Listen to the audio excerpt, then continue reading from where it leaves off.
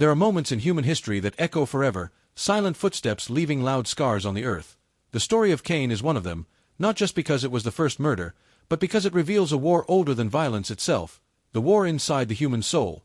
When Cain was born, he carried in his small hands the expectations of an entire broken world, a hope that perhaps humanity could start again, without the shame, without the failure. But even before he could understand the weight he was already walking in the shadow of exile, born into a land cursed by choices he never made, trying to grow life from a ground still wet with regret. Cain grew up knowing about the Garden of Eden, but only through the grieving eyes of his parents. He tilled the soil that once bloomed effortlessly and now bled thorns and sweat under his fingers. Every day, the earth reminded him of what had been lost. Every harvest he wrestled from the ground was a silent battle against a memory he never lived, a paradise he never touched. From the beginning, Cain was taught to fight for survival. But no one taught him how to fight the feelings growing inside his own heart. He watched Abel, his younger brother, move through life with a different kind of spirit, light, free, almost untouched by the same bitterness that Cain wrestled with in silence. Abel tended flocks, and somehow, caring for living, breathing creatures softened him. Cain, in contrast, fought with a rebellious earth, and every day it hardened him a little more.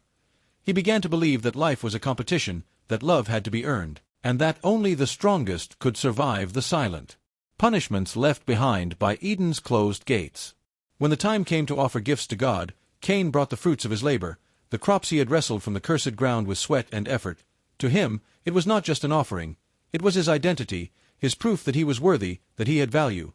Abel, on the other hand, offered the best of his flocks, a gift flowing from a heart that trusted, not one that calculated. Cain did not understand that difference, because his heart, bruised by silent wounds, believed that worth must be fought for and proven. When God looked favorably upon Abel's offering and not his, something shattered inside Cain. A crack that had been forming slowly now broke open. It wasn't just jealousy that entered him in that moment. It was rejection, the loud, aching voice whispering, "You are not enough." It wasn't about fruit versus lamb, offering versus offering. It was about a heart desperate for approval that didn't come.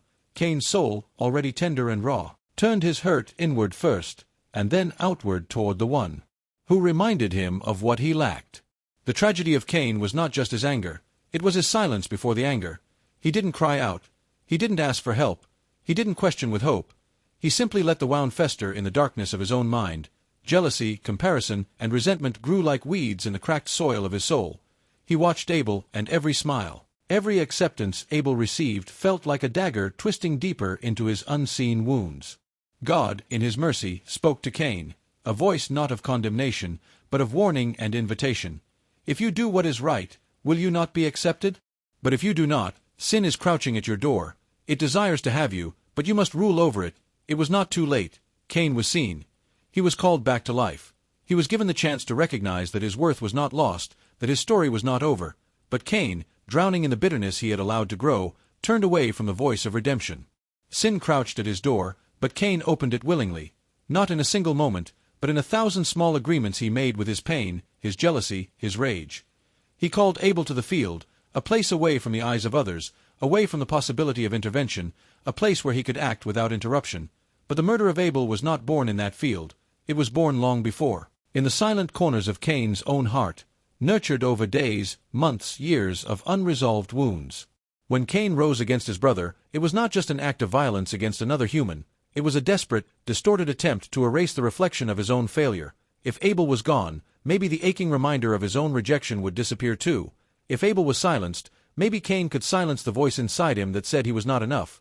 But wounds do not heal through destruction, they only deepen.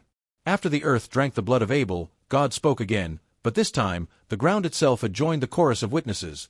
Abel's blood cried out from the ground, a cry of injustice, a cry Cain could no longer ignore, and when God asked Cain, "Where is your brother?"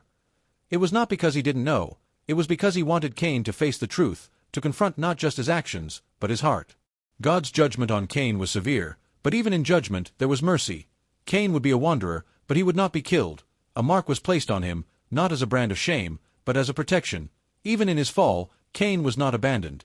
Even after the worst thing he had done, God still saw him, still offered a boundary against total destruction. Cain became a symbol of the painful truth that sin does not erase belovedness, but it does complicate the journey home. The story of Cain is a mirror, and if we dare to look into it, we see our own reflections. How often have we felt unseen, unappreciated, unnoticed? How often have small seeds of jealousy, rejection, or comparison taken root in our hearts, unnoticed until they bear bitter fruit? Cain's failure was not in feeling jealous, it was in letting jealousy define him, control him, own him. Jealousy, at its root, is a distorted cry for validation. It's the fear that someone else's blessing means there's none left for us. It's the belief that love, favor, approval are limited resources, and if they have it, we cannot. But the truth of the kingdom is different.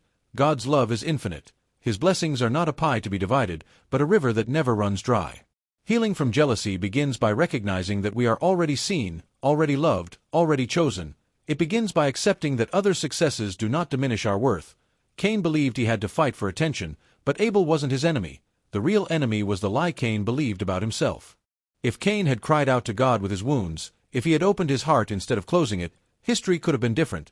But even in his fall, his story teaches us a sacred truth. Our worst failures do not make us unworthy of grace. Our most broken moments do not disqualify us from being pursued by love. God's voice still calls out today, "Where is your brother?" Not to condemn, but to awaken, to pull us back from the edge. We are invited not to silence our pain through anger, but to bring our pain into the light, to let it be healed rather than hidden.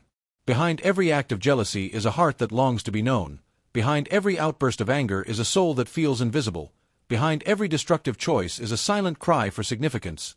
Cain's story is ancient, but his struggle is ours too, and if we listen closely, we can hear not just a warning, but a hope.